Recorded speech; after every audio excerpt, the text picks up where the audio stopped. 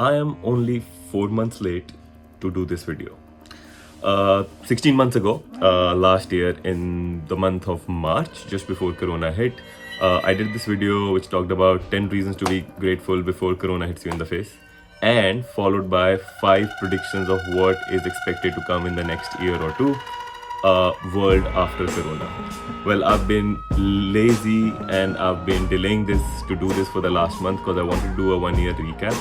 And today happens to be the day when I actually take out the time to sit down and do this. So very quickly, we're just gonna go over those 5 predictions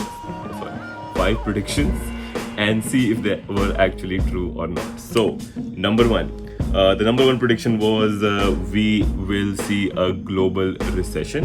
Well, COVID is an ongoing economic crisis that we are dealing with, which has resulted in the stock market crash in 2020, unemployment rates which are skyrocketing, collapse of small businesses, increase in government debt, and huge economic inequality between the rich and the poor.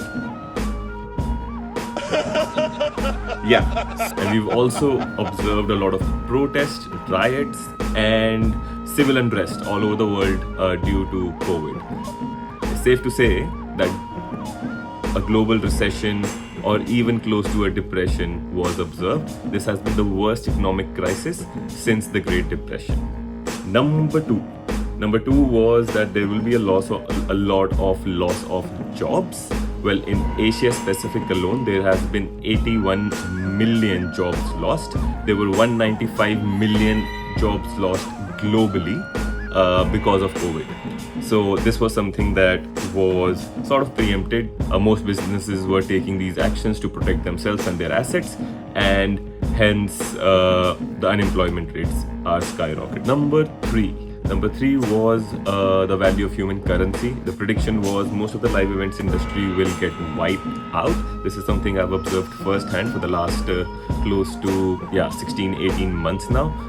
It's only now or since June that we've seen a little bit of coming back of the live events industry, which is also this pent up demand by people all over who are sick and tired of just being in shelter and in lockdowns. Essentially, I believe lockdowns are not in alignment with the human design, which is the human nature of connection and wanting to meet people and not being restricted by movement. So we've observed this in Goa in the season time of October-November. We've gone through the second wave here in India, which was quite deadly, and then the resurgence of all the tourists who showed up in the hills, which is sort of like revenge tourism, if you want to call it. So yeah, there is a pent-up demand for human connection, which is what I like to call the human currency of wanting to connect and meet, greet other human beings, because having an experience just by yourself doesn't cut it. So yeah, I think we are just on the verge of where things have started to open up, and live events are gonna boom and come back in a fashion where they will still struggle to keep all venues COVID safe, but they will still have to find a way through it. In US, we've already seen in the month of June great musical acts, theater acts, the industry is opening back. It's also because of the confidence in vaccines, in preventive measure against COVID. So that's definitely helped. In Netherlands, I think the summer was poised with a lot of music festivals. The government was okay with it. They did experiments where they would put in like 5,000 people all vaccinated or pre-checked before an event, just to conduct experiments and see if that results in the spread of COVID. They got responses which allowed them to permit festivals in the month of July and August. But sadly, as soon as the Netherlands opened up, within the first month, they had a lot of high cases, and the government had to take strict action, saying all events are cancelled for the month of July. For a month of July. So that's how we stand. People are still figuring their way out, but definitely live events have to come back in some shape or form because people are demanding them. and this is something we'll have to wait out for to see if this actually comes true or not. Time will tell.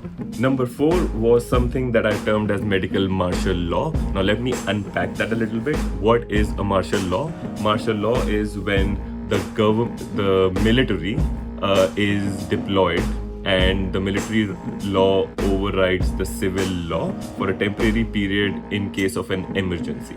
So even though we did observe military being deployed to sort of impose curfews in certain cities all around the world, they didn't term it as medical martial law.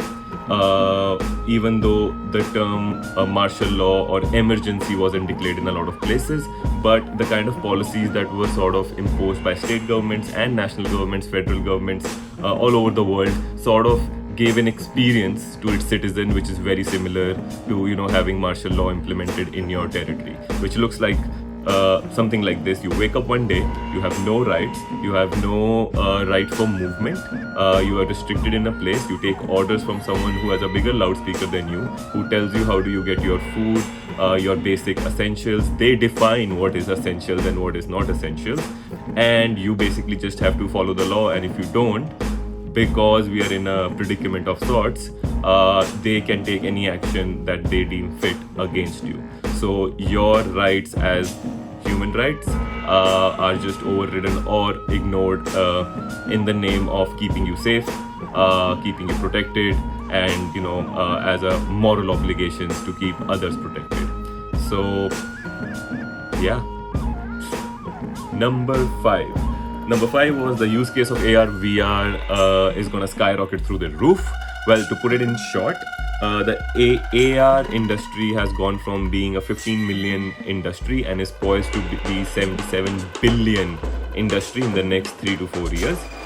For VR, it's as of 2020, it was a $6 billion industry, which is poised to be a 20 billion industry by 2025. Now, the top industries which sort of made use of AR VR in the last 2 years was, of course, healthcare, then logistics, constructions, gaming and entertainment, and also retail. These have been the big players who've sort of taken on this technology to make use cases for it. Now, was this because of COVID alone? Not really. Technology is taking off just as we stay in shelter at home. More and people are spending more time on screens, on devices. So obviously the adoption of this has accelerated because of us spending more time on our devices. But can we just credit alone COVID for the growth? I would say it's a 50-50. Half is adoption, half is having the technology to deploy it, making it affordable, and then is something like COVID accelerating the whole behavior of us adopting it in daily life. So that's that. And last but not the least, the 6th one was collaboration, that we're going to see a lot of collaborations across sectors. Now, a few examples of this is the collaboration between private and public sector, especially when it comes to tackling COVID. I think we've seen vaccines, we've seen a lot of different devices, electronics as healthcare equipment that's come out, where governments have promoted these options to help safeguard citizens in different areas. A lot of innovation happened in collaboration with public and private sector. We've also seen collaboration within communities where people have come together to help provide care for COVID.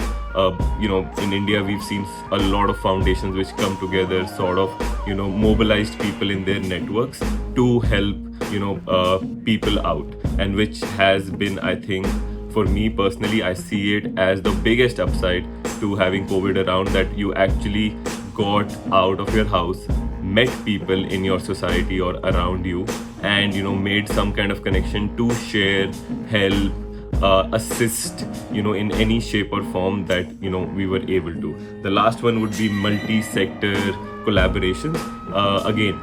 Especially around COVID, we've seen, logistics, data analysts, healthcare workers, the police, right? A lot of, managers, consulting people, companies which have been analyzing data to, predict the next wave. business intelligence, data analytics. I think I said data analytics like 3 times.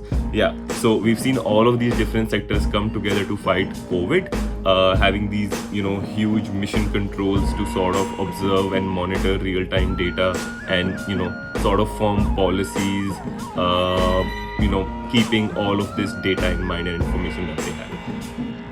So if you think any of these predictions were actually true, or do you observe them, let me know. If you think some of them didn't really pan out, or you don't seem to agree with if they were actually true, let me know what you think.